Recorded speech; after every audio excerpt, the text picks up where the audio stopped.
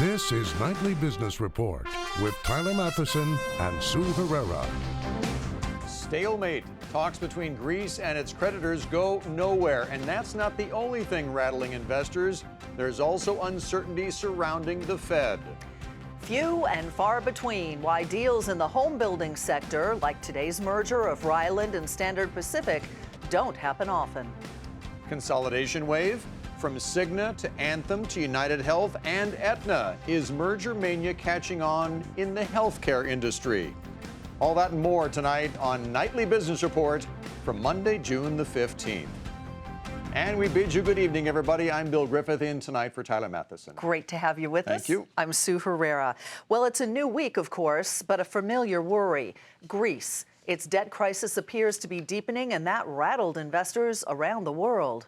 European Union officials say Athens has offered no new concessions needed to secure funding.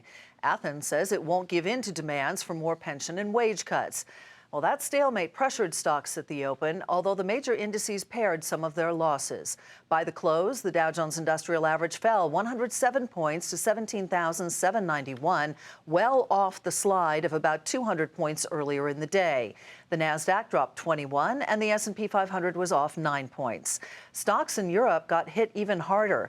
Louisa Boyesen has more from London. Another day of selling for European stocks as last-ditch talks with Greece over the weekend failed to result in a deal. All major European indices closing in the red, with the Greek market being the clear underperformer out there, pulled down by weakness, especially seen in banking stocks. Now, speaking before European Parliament earlier, the ECB President Mario Draghi, he urged both sides to move quickly towards a deal, but he also said that the ball now is squarely in the Greek government's court. CNBC spoke exclusively to the former Greek Prime Minister, George Papandreou. He said that Greece and international lenders, they both need to make compromises. We really need both sides to climb down from their high horses and really work on a compromise, an honorable compromise, to find a solution and move forward on a sustainable way. Now, Germany's EU Commissioner has warned that Europe must prepare for a state of emergency from the 1st of July if no deal has been reached by then. For Nightly Business Report, I'm Louisa Boyesen in London. And the breakdown in those Greek talks kicked off a week that does promise to be a big one for the markets. Dominic Chu tells us now what's on the calendar and why investors need to pay close attention. There's a slew of potentially market-moving news on the economic and corporate agenda this week, but three in particular are going to get outsized attention. On Tuesday, the Fed kicks off 2 days' worth of meetings that will ultimately lead to a decision on whether it will look to raise interest rates this month. For the most part, many experts aren't expecting any fireworks from the Fed. I don't think they're going to raise in June, largely because they haven't really prepared markets for that. They haven't broadcast that. I think once we see a little bit more evidence for consumer spending and really the economy take some real traction in this improvement that we're seeing, I think the Fed will be more comfortable. Also this week, there will be a lot of eyes trained on any new developments out of Greece and its continuing negotiation for a bailout package from other European nations. Talks broke down this past weekend, and now the threat of a possible debt default by the country is adding volatility to markets globally. There are risks, but not yet a sense of panic, as many believe a deal will ultimately be struck. My guess is this latest deadline feels as binary as any that we've seen. My guess also is that Greece will be in the Eurozone as long as Germany wants them there. So to that end, the IMF and the ECB will try to find a way to extend and get something on both sides that's agreeable and move this forwards. That's the big picture. Now, on the company-specific or micro front, both software giant Oracle and shipping company FedEx will report earnings this week, both of which could tell a story about the health of certain parts of the economy. We're looking to see that FedEx's earnings and revenue lines continue to expand as a sign of where the economy is going. We want to make sure that that's kept its momentum. Similar with Oracle, we want to see that their orders and their earnings progression continues as an expression of where the economy is going to be. Depending on how those three events take shape, each could have a real impact on how markets develop this early on in the summer. For Nightly Business Report, I'm Dominic Chu. And joining us now to talk more about the big week ahead and what it will mean for markets is Christina Hooper. She is Senior U.S. Investment Strategist with Allianz Global Investors. Good to see you, Christina. Great to see you. So the Fed is one of the top positions on your list at this point. What do you need to hear from the Fed chief, Ms. Yellen? Well, what we need to hear from Chair Yellen and what we expect to hear is an emphasis on focusing on the path of rate hikes as opposed to the initial liftoff. We know that market participants are getting more nervous about when the Fed will begin acting as it becomes more likely that the Fed will act before the fourth quarter, given the economic data we've seen recently. And so what we need to hear Chair Yellen say is to really downplay the importance of initial liftoff and emphasize the importance of the path of rate hikes, which we expect to be relatively low and take far longer to get to the end of the cycle. Do you sense that the markets want the Fed to raise rates sooner rather than later? Is it something they fear or something they would celebrate?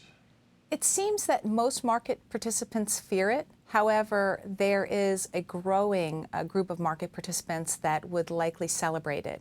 At the end of the day, our expectation is that most market participants will take it quite well after some kind of initial volatility because they'll recognize that it represents a vote of confidence for the economy.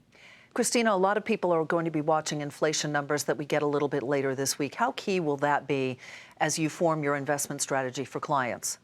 Well, inflation is becoming more important, but keep in mind that it is at a low level today. So it's more about watching it carefully as we move forward through the year. However, we recognize and we advise clients to always be thinking about inflation and be hedging it in portfolios.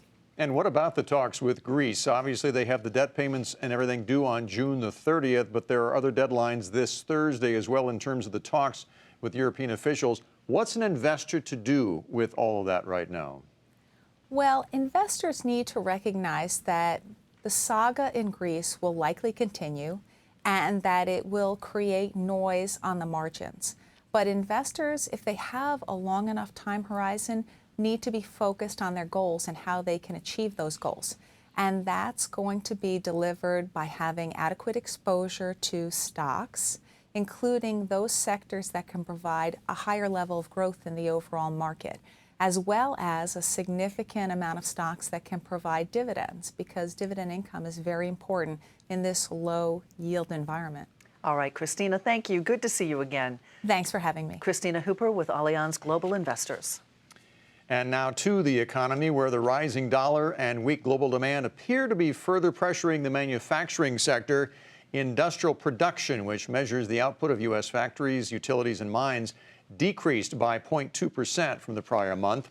Meantime, home builders' sentiment rose more than expected in June, hitting its highest level since September. National Association of Home Builders says it expects optimism to strengthen further in the months ahead. Two big home builders are merging. Ryland and Standard Pacific are getting together in a $5 billion deal. The combined company will create the fourth largest home builder in the country. Investors like the move, sending shares of both Ryland and Standard Pacific up about 5%. Bob Pisani has more now on what's driving the deal and why mergers in this sector are so rare. Home building mergers are fairly rare events. Why? Builders don't like to buy each other because what they really want is land. That's what's scarce. So why pay a premium for operations when all you want is land? You buy the land. Still, there's some very good reasons why this deal makes sense for both sides. First, both companies diversify. Specifically, the combined company would have a strong presence in California. For Ryland, sales would go from 9% of revenues to 27% today, with lower exposure to the Midwest and Mid-Atlantic regions. Second, the combined company would have more land to develop, and as I said, that's the end game for all builders. Finally, the combined company would have a good mix of first-time and move-up buyers. Now, one thing the deal doesn't have is a big premium. While it's being billed as a merger of equals, Standard Pacific is basically offering to merge with Ryland at the market price. That suggests neither side thinks housing will be seeing robust growth in the near future. For Nightly Business Report, I'm Bob Pisani at the New York Stock Exchange. Meantime, some of the world's best-known department store chains are also getting together. In this case, it's Hudsons Bay, the owner of Saks Fifth Avenue, and Lord & Taylor. They're buying a big German department store and its Belgian subsidiary for about $3 billion, including debt. Hudsons Bay is based in Canada. This deal will expand it further into Europe. Drugstore chain CVS Health will acquire Target's pharmacy and clinic business for almost $2 billion. CVS will gain more than 1,600 pharmacies from Target in 47 states and then operate them under the CVS brand name in Target stores. CVS Health says the deal will significantly increase sales and prescriptions. Shares of both CVS Health and Target rose in trading today. And if today's speculation is any indication, another consolidation wave may be coming to the healthcare space. First, there are reports that Cigna rebuffed a takeover deal from Anthem, and another that United Health is also eyeing Cigna and possibly Aetna. The speculation sent shares of all four stocks higher today. Bertha Coombs sorts it out for us. Every day, roughly 10,000 baby boomers turn 65, becoming eligible for Medicare. Providing health plans for them is a booming business, and that's part of what's driving big health insurers to look for greater scale in Medicare. We've been saying for a while now that the 5 insurers will go down to 3 big players so that they have the scale to capitalize on all the opportunity that's being afforded by Obamacare and the privatization of Medicare. Cigna reportedly rejected a bid of $175 a share from Anthem, the nation's biggest Blue Cross operator, while according to Dow Jones, United Health, the nation's largest insurer, is also eyeing the Connecticut-based insurer. But Cigna's CEO David Cordani and the board also want to grow their Medicare business after acquiring Medicare provider HealthSpring 3 years ago. Just last month, Cigna was said to be among the suitors for Medicare giant Humana, which was reportedly also being courted by Aetna and Anthem. If Cigna paid the right price for Humana, I wouldn't put that deal out of the question. I think Humana is clearly seeking, a certain valuation, and there have been more than one suitor at the table, with Cigna and Aetna reportedly rumored to be in the mix. Anthem is clearly in the mix as well. As far as the cultures of Cigna and Humana and the management teams, I think there's a fair degree of compatibility. So for the right price, Cigna could be a buyer or a seller. Susquehanna analyst Chris Rigg describes the insurance sector right now like a big game of Pac-Man. If Cigna is acquired by Anthem, that means that Humana will likely go to Aetna for a lower premium. But if Cigna doesn't want to sell, its best defense will be to go after Humana and pay up. Either way, he says, it's crazy times ahead. Bertha Coombs, Nightly Business Report, New York. Well, from speculation in healthcare to the increasing role technology is playing in medicine. Today, a who's who of the industry gathered at the first annual Click Ideas Exchange, where futuristic health technologies were on the agenda. Meg Terrell has more.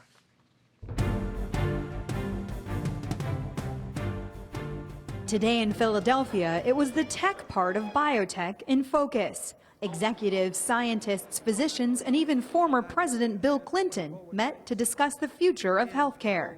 On display, everything from holograms to 3D printing to virtual reality. We're seeing that tech revolution finally come into the medical cocoon. Event host Click Health says it's using virtual reality to improve communication between drug companies, doctors, and patients about how medicines work, taking viewers, for example, inside the body to travel through the bloodstream. Using a technology owned by Facebook called Oculus Rift, Click says the technology in the future could be used for everything from research and drug development to surgical training. In the past, you'd have to train in theater as a surgeon, just like a pilot would have to train in the air. But as we've seen over the last 20, 30 years, pilots are now getting much of their training, the majority of their training, actually in simulation. Biotech CEOs like United Therapeutics' Martine Rothblatt, who previously founded Sirius Radio, shared their vision for the future as well.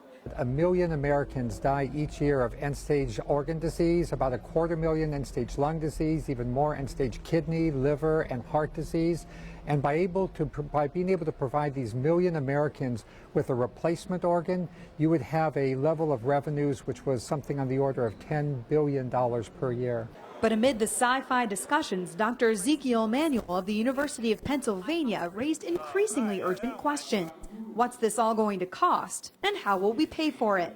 We end up taking a technology which may be very cost effective for a small group and applying it much more broadly, and one of the consequences there is the bang, the benefit that you end up getting. Any cost savings that you might have had quickly becomes dissipated. He forecasts the cost debate will be increasingly discussed as the presidential election heats up.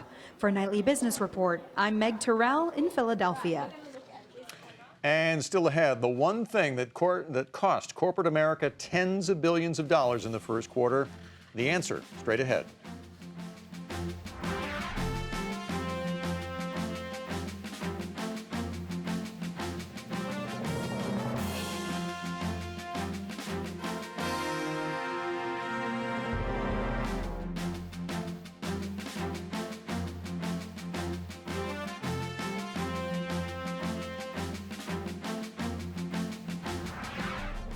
United Technologies plans to spin off its Sikorsky aircraft unit.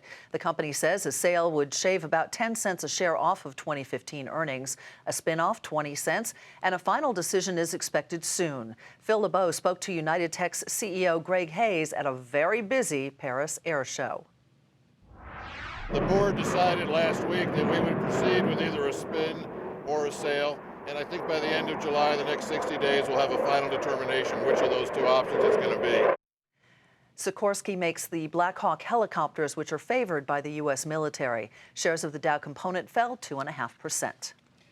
And that wasn't the only news that was made at that Paris Air Show. The two largest aircraft makers themselves, Airbus and Boeing, kicked off the event with a number of big deals for their jetliners.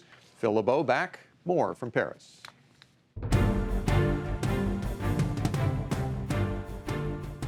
A busy day here at the Paris Air Show with Boeing and Airbus focusing less on the number of planes ordered, which is clearly down than in past years, and focusing more on the types of planes and the airlines that are ordering those aircraft. Airbus announced Saudi Arabia Airlines will be the launch customer for the new A330-300 regional plane, which will be used on high-volume routes in the Middle East and in Asia. Meanwhile, Airbus says its new plant in Mobile, Alabama, is on track to open in September and deliver its first finished plane next year. And the plane maker is prepared to grow profits as it expands production. We have a better control of our supply chain. We know how to work together with them to anticipate the issues. So, all in all, I'm pretty confident that it will work. Meanwhile, Boeing announced Qatar Airways will buy 10 of the company's 777-8X airplanes. With a backlog of more than 5,000 planes, Boeing is expecting to set a new record with more than 715 planes being delivered this year. And CEO Jim McNerney says his company is primed to profit on those deliveries. I think it's blocking and tackling. I think it's doing the job. I mean, a volume is your friend when you're trying to make money. And we have big fixed costs. We have record deliveries. The industry has never seen a company deliver as many airplanes as we delivered last year. Finally, the new C-Series single-aisle commercial airplane by Bombardier is taking flight here in Paris and is really one of the more interesting stories. Despite numerous problems and delays, Bombardier says the C-Series will go into service in the middle of next year. And when it does, Bombardier says orders for the C-Series will finally take off. At the Paris Air Show, Phil LeBeau, Nightly Business Report, Paris, France. We begin tonight's market focus with a late announcement from Gap. The retailer is closing 175 of its namesake stores and cutting 250 jobs at its headquarters as it tries to strengthen its struggling brand. The company, which is also the parent of names like Old Navy and Banana Republic, says it expects annual sales losses of about $300 million because of those closures. Shares were higher initially after the bell. Before the close, the stock was off a fraction to $38.20. Some competition for Netflix. Chinese e-commerce giant Alibaba says it plans to launch a rival pay-to-watch video subscription service in China within a couple of months. Shares of Netflix fell 1% to $654.02. Cox Automotive, the owner of Kelley Blue Book and Auto Trader, they're going to buy Dealer Track in a deal valued at about $4 billion. The combination is expected to allow the firms to provide a wide range of software for the auto industry, and the market loved it. The shares soared up 58% to $62.98. And some promising news for Bluebird's sickle cell drug. The experimental treatment got encouraging results in a one-patient study involving a French teenager, but the shares were lower, though, fell by more than 1% to $177.78 in today's session. Gunmaker Colt files for bankruptcy. The company warned that it needs a quick sale to survive. The gunmaker estimates that it owes roughly $500 million to about 50 creditors. Guns made by the 179-year-old company were carried by Union troops in the Civil War. Well, the market knew it would not be pretty, but now a new report shows just how much damage the rising dollar inflicted on corporate America. Sarah Eisen has details. From Ford to Facebook to Pfizer, companies across industries are complaining about a stronger dollar cutting into their sales abroad. Now we know just how much it's costing. About $29 billion shaved off the bottom lines of North American companies in the first 3 months of the year. That's the latest from Fire Apps, which advises companies on managing their foreign sales exposure. If you add in European companies who got hit hard from the Russian ruble's nearly 40% slide in a year, the cost of currency swings for companies is $31 billion. That's 57% more than last quarter and nearly 4 times more than a year ago. For American multinationals, the main culprit was the euro, falling more than 11% during the quarter. But companies also blamed the yen, ruble, Brazilian real, and British pound for losses. You don't want to focus on those companies where the majority, the vast majority, 80, 90% of their revenues come from overseas. You want to be in a diversified brand name company that can weather the storm, because for all intents and purposes, the world is still kind of working through a lot of volatility on the economic front, and the best companies in the world are right here in America. Some companies, like Coca-Cola, do hedge their foreign exposure in the currency market to protect themselves from losses. But that's harder to do with less traded emerging markets currencies like Brazil and Russia, whose currencies have plunged dramatically. Other companies like Procter & Gamble and Pepsi have said they're raising prices for consumer items on shelves abroad to help offset the currency losses. There is a silver lining. That is, the euro is actually stronger against the dollar so far this quarter, up 4.5%, which could provide some much-needed relief for American companies that do business in Europe. Longer term, though, Wall Street expects the U.S. dollar to continue to strengthen as the Federal Reserve prepares to raise interest rates. So companies are going to have to get creative and prepare for more pain when it comes to currencies and some of the most brutal swings in history. For Nightly Business Report, I'm Sarah Eisen. Coming up, a dramatic change in the city by the bay. We'll tell you why the views in San Francisco are set to change.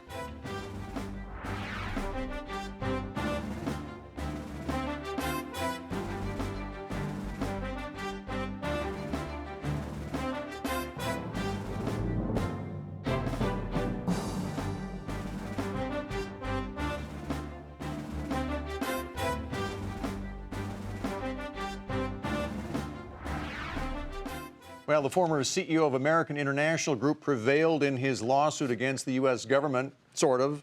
Hank Greenberg contended that the Federal Reserve overstepped its bounds when it bailed out the giant insurer back in 2008 and took an 80% stake in the company's equity in the process. Though the judge did side with Greenberg, he declined to award any monetary damages because it was not shown that the shareholders had been damaged by the equity stake. Greenberg had been seeking nearly $40 billion in compensation. And finally tonight, the San Francisco skyline is changing. In a city where real estate prices are literally sky high, one new building is following suit. Josh Lipton gives us an exclusive look at the tallest residential tower west of Chicago. It's the start of what will be a historic building in San Francisco, one that will dramatically change the skyline of the city by the bay. 181 Fremont Street is located in Soma, a neighborhood that's home to hot tech companies, including Salesforce, Airbnb, and Pinterest.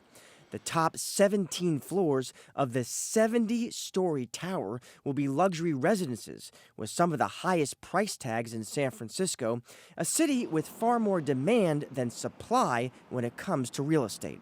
So many people are able to get jobs here in the tech world, biotech, healthcare, finance, and the big problem is finding a place to live.